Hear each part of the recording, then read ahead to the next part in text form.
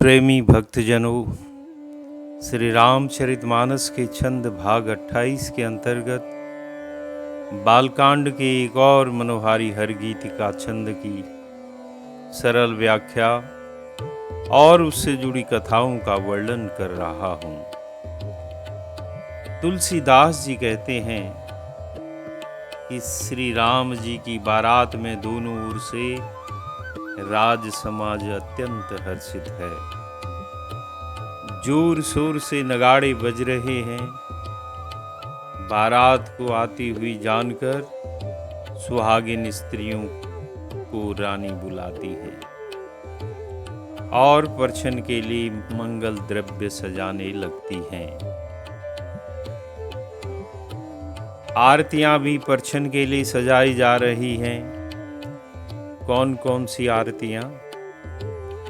कोई पंचवर्तिका यानी 5 बत्तियों की आरती है, तो कोई सप्तवर्तिका यानी 7 बत्तियों की आरती है, तो कोई 10 वर्तिका यानी 10 बत्तियों की आरती है, तो कोई पंचदश वर्तिका यानी 15 बत्तियों की आरती है, तो कोई सहस्त्र वर्तिका अर्थात 1000 बत्तियों की आरती है। इसके अतिरिक्त कुछ बत्तियां केवल कपूर की भी बनी हुई हैं।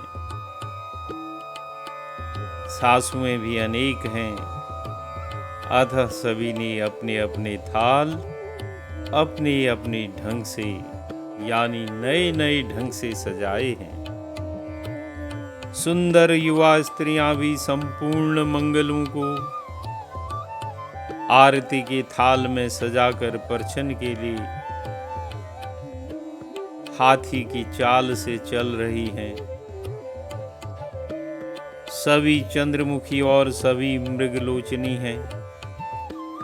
सभी अपने शरीर की छवि से कामदेव की स्त्री रति का गर्व भी चूर करने वाली हैं।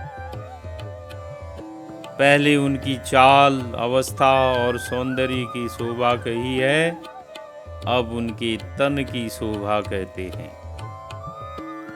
सब स्त्रियां विधुवदनी, मृगनयनी और रति मदमोचनी नहीं हुआ करती हैं, लेकिन जनकपुर की सभी स्त्रियां ऐसी ही हैं। उनके शरीर में दामिनी सी द्युति है। जनकपुर ब्रह्मा जी की करनी से पृथक है, अतः इसी से यहाँ सब रति से कहीं विशेष है। सामान्य कोई भी स्त्री नहीं है। सभी ने रंग बिरंगे सुंदर वस्त्र पहने हैं, जो अति मूल्यवान हैं, और वस्त्रों की बनावट भी बड़ी अद्वितीय है। सभी स्त्रियों ने बहुत ही सुंदर सकल आभूषण धारण किए हैं, जिससे उनके तन की शोभा अद्वितीय लग रही है। शरीर में जो आभूषण सजे हुए हैं, उनमें से जो बजने वाले हैं, जैसे कंकड़, किंकिणी, नूपुर, उनसे सुमधुर ध्वनियां निकल रही हैं। सभी सुंदर मंगलों से अंगों का बनाव किए हुए कोकिल को भी लज्जित करती हुई मधुर ध्वनि से गा रही हैं। जब वे चल रही हैं, तो उनके चलने से कंकणादि बज रहे हैं, और इन सब की मधुर ध्वनि यानी कंकड़, किंकिणी, नूपुर की काम के नगाड़े के समान सुमधुर ध्वनियां हैं। जैसे नगाड़ा ताल से बजता है, वैसे ही कंकणादि भी ताल से बजते हैं। इसी से चाल देखकर कामदेव रूपी गज भी लज्जित हो रहे हैं। उनके तन की छवि से काम की स्त्री रति लज्जित हो रही है, और उनका मधुर गायन सुनकर कोयल भी लज्जित हो रही है। विविध प्रकार के बाजे बज रहे हैं।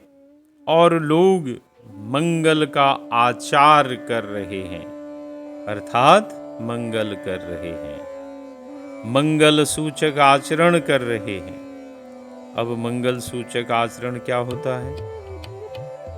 कदली के पंखे झलना, फूल बरसाना, माला पहनाना, चावल छिड़कना, बतासा लावा आदि बरसाना, ये सब मंगल सूचक आचरण कहे गए हैं। मधुर गान, विविध प्रकार के बाजों का बजना, स्त्रियों का मंगल गीत गाना, यह सब सुमंगलाचार है। इंद्राणी, सरस्वती, लक्ष्मी और भवानी जी जो देवताओं की स्त्रियां स्वाभाविक ही पवित्र और चतुर हैं, वे कपट से श्रेष्ठ नारियों का सुंदर वेश धारण कर रनिवास में आ पहुंची हैं और मनोहर वाणी से सुंदर मंगल गान कर रही हैं। सभी लोग वहां आनंदित और हर्षित हैं, अतः किसी ने भी उन्हें नहीं पहचाना। अब प्रश्न है कि इंद्राणी, सरस्वती, लक्ष्मी और भवानी जी ने कपट से श्रेष्ठ नारियों का वेश क्यों धारण किया और वे रनिवास में ही क्यों गई? क्योंकि कोई उनको पहचान न सके। अगर ये अपने मूल स्वरूप में रनिवास में जाती तो पहचानी जाती और सभी स्त्रियां इनको ही देखती। फिर क्या होता? ये सब श्री राम के विवाह का आनंद लेने से वंचित हो जाती। इतने भर के लिए ही इन्होंने कपट से नारी वेश बनाया। और दूसरा कारण क्या हो सकता है कि वे नजदीक से श्री राम जी का दर्शन कर सकें, इसलिए वे रनिवास में गईं और वहां सारे आनंद में भाव विभोर होने के कारण कोई उन्हें पहचान भी नहीं पाएगा। और तीसरा कारण क्या हो सकता है? वे अपने स्वरूप से इसलिए नहीं गई कि रनवास को इन्हें देखकर इन्हीं की पूजा मान्यता बड़ाई पहले करनी पड़ती और दूल्हे की तरफ उनका ध्यान कम हो जाता, रस फीका पड़ जाता। वधू और वर लक्ष्मी नारायण का रूप माने जाते हैं, अतः उनका ही मान सम्मान पहले होना चाहिए। यह जानकर भी इन्होंने अपना रूप कपट से बदला। यहाँ एक प्रश्न उठता है कि चलो उनको पहचाना नहीं तो न सही, किंतु किसी ने पूछा तक नहीं कि आप लोग हैं कौन। यह कैसे संभव है कि कोई रनिवास में बाहर की स्त्री अनजानी आए और कोई उसे पूछे तक ना? तो इसका समाधान तुलसीदास जी ने स्वयं कर दिया कि जब वहाँ स्वयं शारदा जी मौजूद हैं तो इन्होंने सबकी मति ऐसी कर दी कि कोई पूछे ही नहीं। यद्यपि सुर नारियों ने ऐसा श्रेष्ठ वेश बनाया कि वैसा स्वरूप किसी का नहीं, ऐसा मधुर गान गाया कि जैसा किसी स्त्री का गान नहीं। यह विलक्षणता देखकर भी कोई पहचान न सका। इसीलिए नहीं पहचान सका क्योंकि स्वयं शारदा ने सबकी बुद्धि बदल दी। यहाँ पर तुलसीदास जी ने बड़े ही मनोहारी ढंग से हरिगीतिका छंद में कहा है कि अति हर्ष और आनंद के वशीभूत होने से कोई किसी को पहचान नहीं पा रहा है। आइए इसका गायन करते हैं। को जान के ही आनंद बस सब ब्रह्म बर परिछन चली, कलगान मधुर निशान बरसहि, सुमन सुर शोभा भली। को जान के ही आनंद बस सब, ब्रह्म बर परिछन चली। कलगान मधुर निशान बरसहि, सुमन सुर शोभा भली। आनंद कंदु बिलो की दुलहु, सकल हिय हरषित भई। आनंद कंदु बिलो की दुलहु, सकल हिय हरषित भई। अम्भोज अम्बक अम्बुमगि, सुअंग पुलकावली छई।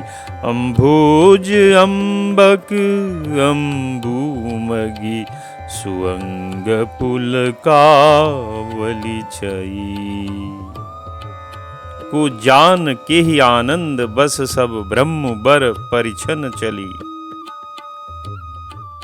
तुलसीदास जी कहते हैं कि कौन किसे पहचाने, सभी तो आनंद वश हैं और सभी दूल्हे के वेश में स्वयं ब्रह्म का परिछन करने जा रहे हैं। सची शारदादि रनवास में उस समय जा मिली, जब सब सुमंगल साज सज रहे थे। सारा रनवास आनंदोत्साहवश था और मंगल गान हो रहे थे। इसीलिए कहा गया को जान के ही, यानी कौन किसे जानता है। इसके दो कारण कहे। पहला तो आनंद है, सब आनंद में मशगूल हैं, आनंद में रमे हुए हैं। और दूसरा, सब ब्रह्म बर परिछन चली, अर्थात सबों की दृष्टि दूल्हे की ओर लगी है, ध्यान परिछन में है। जान पहचान करने का उस समय मौका ही कहाँ है। कल गान मधुर निशान बरसहि, सुमन सुर शोभा भली। तुलसीदास जी कहते हैं कि मधुर गान के साथ मधुर निशान बज रहे हैं। यह मधुर गान देवताओं की स्त्रियों का है। देवियां गाती हैं और देवता निशान बजाते हैं और साथ में फूल बरसाते हैं और फूलों की वृष्टि अति मधुर हो रही है। आनंद कंदु बिलो की दुलहु, सकल ही हर्षित भई। तुलसीदास जी कहते हैं कि वे सब आनंद कंद ब्रह्म को दूल्हे रूप में देख रही हैं। इससे पहले कहा गया था कि वे ब्रह्म वर का परिछन करने चली। अब ब्रह्म वर के पास पहुंच गई हैं और उसे देख रही हैं। ब्रह्म आनंद कंद हैं और वह आनंद कंद ब्रह्म ही दूल्हे के रूप में सामने हैं, जिसे देखकर उन सब का हृदय हर्षित हो रहा है। अम्भोज अम्बक अम्बु उमगी, सुवंग पुलकावली छई। अम्भोज कमल को कहते हैं। अम्बक का अर्थ है नेत्र और अम्बु कहते हैं जल। तो तुलसीदास जी कहते हैं कि जब उन्होंने दूल्हे को देखा तो सबके कमल समान नेत्रों में जल उमड़ आया और सुंदर अंगों में पुलकावली छा गई। ऐसा क्यों हुआ? पहले जब परिछन करने चली तब यह जानकर कि श्री राम जी का दर्शन करेंगी, सब आनंद के वश में हो रही थी, और जब दर्शन हुआ तब यह दशा हो गई। क्यों हो गई भाई ऐसी दशा? क्योंकि श्री राम आनंद कंद हैं, यानी आनंद के मूल हैं, आनंद की जड़ श्री राम हैं। इसी से सब पर आनंद के जल की वर्षा हो रही है और सब ब्रह्मानंद में भीग गए हैं, क्योंकि श्री राम ही सबके मूल में है, सबके आनंद की जड़ वही है। तो बोलिए सियावर रामचंद्र की जय।